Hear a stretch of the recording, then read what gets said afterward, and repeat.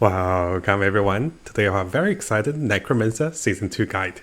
So coming over here, before I say anything, let's have a look at our friend Death's replay and have a look at the cooldowns of his Blood Mist. The Blood Mist is actually achieving no cooldowns most of the time, and he can lower his cooldown dramatically because of the lucky hit. Notice that the first go of Blood Mist, he pretty much killed the entire stack, reset his cooldown. The second go, his cooldown is super short, and this is incredibly powerful. So let me briefly show you guys a little bit of the gameplay and also how powerful the build is, and then after that we'll go through some of the crucial unique items that he just discovered today. So really excited to share this build with you guys, and oh boy, this is incredibly powerful.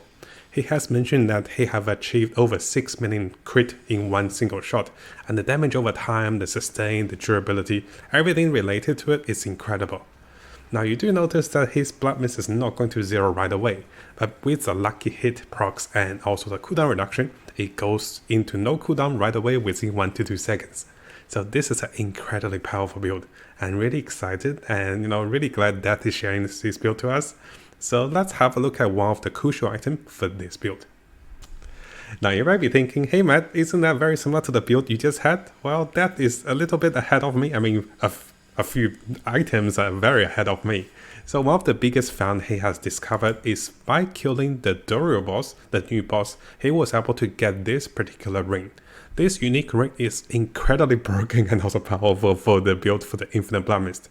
Not only does it provide up to 10-second cooldown reduction, lucky hit chance, damage over time, and also all stats, it also provides a tremendous power in terms of the damage over time, which can be very powerful. Now during the making of this video, I haven't had the time to make this one into a mobilityx build guide. But after the posting of this video, give me a bit of time guys, maybe 1 to 2 hours, I'll be updating this onto my build guide on my portfolio, so you can use the links below. It is a little bit similar to the initial build we had in the previous video, but there are some adjustments. So what we're doing now is we're going to go through Death's replay, and then we're going to have a look at the adjustments and also the items he's been using. And if you guys do want to follow the build and the link is not up, you can use this replay as a reference.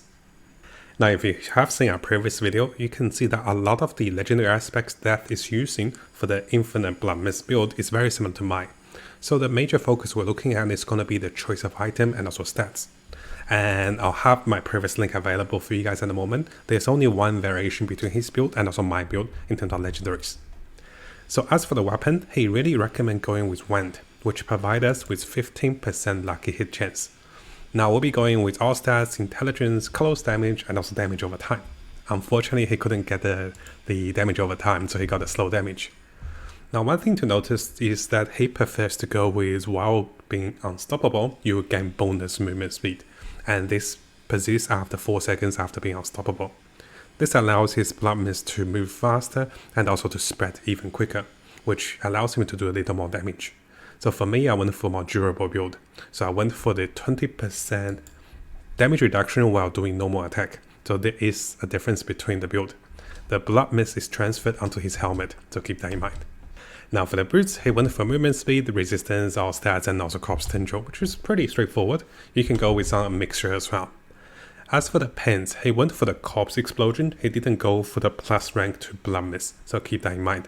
He went for a lot of damage reduction and also maximum life to keep himself durable. The gloves is very straightforward, it's gonna be the unique item Health from Below. You do want to get one with higher lucky hit chance and also higher percentage of corpse explosion damage. You also got a chance to stun and also fear over here as well. Now as for the chest, we can see maximum life, total armor, damage reduction, damage reduction. It's very important to have similar stats for the endgame, but if you have 3 out of 4, that can work as well. Finally for the helmet, he's going with lucky hit chance while having a barrier, total armor, and also intelligence. He would prefer to have maximum life and also cooldown reduction on the helmet as well, but he couldn't find it at the moment. So notice the Blood Mist reduction to cooldown is on the helmet. Previously for my build, it was on the boots. So I can have the normal attack, the disobedience aspects, which allows normal attack to reduce damage by 20%. Notice that his Blood Mist is not even maxed out, so this is 0.4. He could max out 0.5 for even lower cooldown. As for the amulet, he's going with all corpses skill and also few bad death. Cooldown reduction and also shadow damage also helps. He can also go with damage reduction over here. It really depends on the role of the amulet, and also even lucky hit. Now for the unique ring, it is very nice to have this ring, but I do think the best chance of us finding this one is coming from Duriel. So briefly coming over to my game, I actually got disconnected because I AFK while making the video. So briefly talk about how to fight Duriel, or make a video on this as well. You have to fight both of the level 75 boss, including Varian and also the Gargoyle. The Gargoyle requires you to farm the steel from the Helltide for 300 steel chest. The Vasarian, the last season Malignance boss. That boss, it requires you to do world events. Legion events, world boss, and also farming the Tree of Whispers will give you those materials to summon the boss. Once you have materials to summon those boss, you'll get another material by killing the boss. And this material allows you to do Dorian. I haven't done Dorian yet, so I'm trying to do Dorian and make a video for you guys very soon. And finally, for the rings, the second ring is going with critical chance, damage over time, shadow damage, and also maximum life. Maximum life is really nice to keep him durable and also sustainable for this build. And notice that he's also maximally fortified, which makes him very powerful. As for the focus over here, we can see that this is not the highest damage focus, but rather the right stat focus, with cooldown reduction, damage reduction to fortify, barrier, with lucky hit and also lucky hit chance. Together with all the cooldown reduction he had achieved on the amulet and also focus, he has over 30% cooldown reduction. And this gets even better if we find a cooldown reduction on the helmet. Now briefly going through the skill trees of choice from Death. So I have adjusted my skill tree to his skill tree as well. So very similar to my previous guide, and I'll have links available for you guys. The only difference over here is that everything is pretty similar for the the Infini-Mist Bloodmass Necro. He has removed the darkness skill stun enemies by 3 seconds with a 15% chance of lucky hit. But rather, because he's getting so many corpses, he's getting more fortified as you create corpses. And this allows him to enjoy the fortified damage reduction and also increase damage from fortified in the Paragon levels. So 3 points is removed over here, but 3 points goes in here. Everything else is very straightforward. Now briefly going through the vampire powers of choice. So quite interesting over here, Death has opted to go for the classic increased damage over time with a vampire curse, and most Necros will be going for this one, so this is a crucial one. After that, ultimate goes with cooldown reduction and also increased damage with damage over time. Now he's also going with this very interesting vampire power, which allows him to have an increase of attack speed by 50%. So the more movement speed he has, the more attack speed he has. The lucky hit perk also helps with the higher lucky hit he has with the build. And this allows him to spawn more corpses. And this is quite interesting for the build as well. And I haven't tried this out, definitely will try this very soon. The next vampire choice is going to be a curse touch. This one is quite straightforward. We'll be infecting enemies with vampiric curse, and this will spread as well. And this also stores soul deal damage. Finally, with the enemies who are under the vampiric curse, they will become vulnerable and will deal more vulnerable damage. So notice that he's not going with metamorphosis or anything that's more durable, but rather he goes for more offense and in terms of damage and also utility with the vampire powers. Now briefly going through the sacrifice over here. So he's going with the shadow damage, with the cold skeleton sacrifice, and also the iron for the golem sacrifice. Very straightforward for the necromancer, and he opts for more damage this way as well. Now if you do find yourself to be a little less durable, you can go with a blood golem sacrifice, which allows you to have 10% more life. But here he goes with a more critical chance or critical damage over here with the sacrifice of the golem. So he's going with shadow damage, vulnerability damage, and also critical chance or critical damage with a golem for sacrifice. Now coming over to the Paragon board. I'll be updating the link for you guys very soon, so while we're waiting for the link, I'll be updating after this video. Let's quickly look at the Paragons and also glyph of choice. It is a little different to mine. Notice that the first glyph he has is going to be darkness, which allows him to do more shadow damage.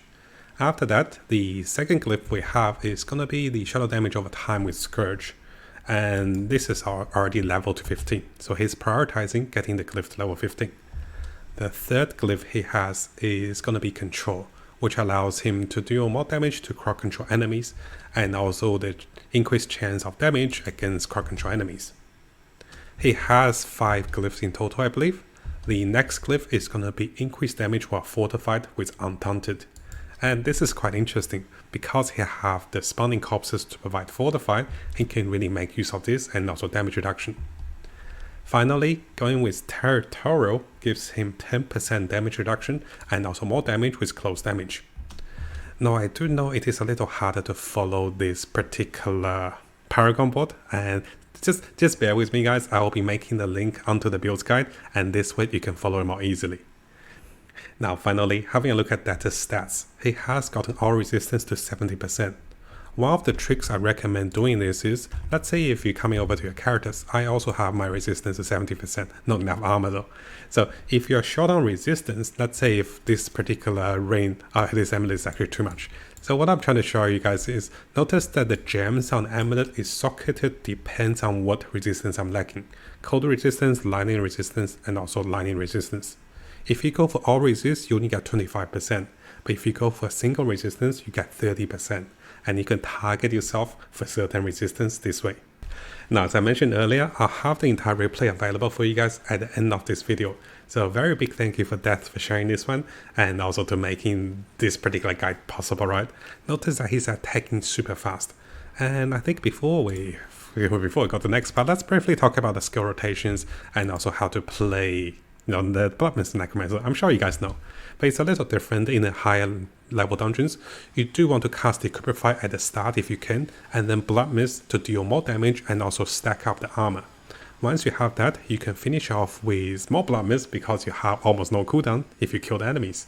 But if you're short on cooldowns, you can be spamming Corpse Explosion, Corpse Tendril, and also Decrypify to lower your cooldowns. Because you have such a speedy attack speed, you can be summoning a lot of corpses. And together with a cooldown reduction and also lucky hit of Decrypify, your cooldowns of Corpse Tendril is actually much lowered. So you can be spamming this as much as you can for the increased damage and also critical chance and also disable. Now in terms of mobility, the Necromancer is not built for the maximum mobility, but while in the Bloodmist form you do move a little faster. And using the Corpse Tendril, notice that his Corpse Tendril almost have no cooldown, right? So this is very powerful in terms of the cooldown reduction. Simply because you're spamming the Decrypify, your cooldowns goes down much lower. And on the off chance you do not have your Bloodmist, you do want to be a little more careful, because you can be engaging and also initiating the fight with Bloodmist, and this is one of your survivability and also defensive spell. Briefly coming over to the boss fight. It's quite straightforward with the boss fight. The increased attack speed is built so you can get more corpses against the boss, so to supplement the lack of single target damage for the build. And it's very powerful. Whenever you have Bloodmist, you can trigger that, or you can just be spamming your Corpse Explosion. Bloodmist can be used defensively against the boss, especially at higher levels when the boss is very powerful and can potentially one-shot you or two-shot you. So this build has so much survivability, so much cooldown reduction, and it's very powerful in most stages. And yes, he has mentioned he has made some 6 million, 5 million crits with this build using those items. Now, because I plan to showcase and also share a lot of good builds with you guys, if you guys do have an interesting and also wonderful build, make sure you send me a message on Discord. We can work through making a clip for the video and also demonstrating to the viewers out there to show you amazing build and also your creative build. So make sure guys, if you have a great build on any of the classes, Necromancer, Jewels, and also Sources, let me know in the comments, and also let me know on Discord. So we'll get your build sorted and share it with the community to see how powerful your build is, and it doesn't have to be a meta build.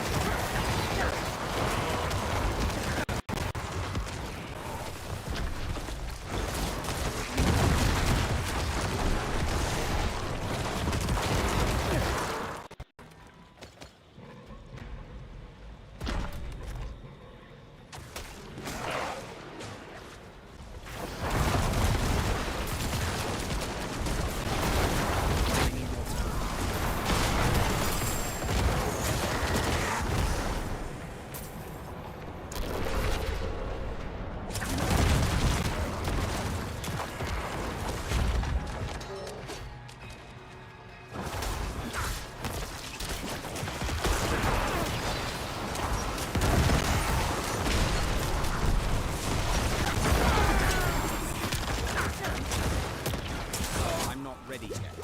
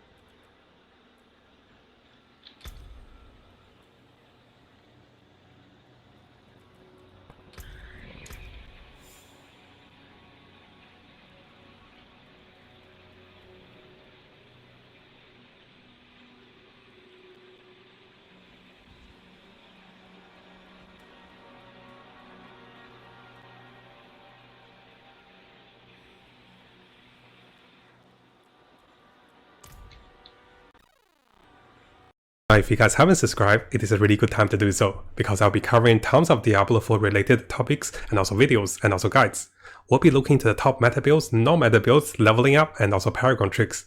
We're also looking to the latest events and also official updates, and also changes to different characters and also different builds in the game. So make sure you hit that subscribe button and also turn the notification on, because a lot of you who are watching the videos have not subscribed. You can see 80% of the viewers who are watching our videos have not subscribed, so make sure you subscribe to stay tuned for the latest update for Diablo 4.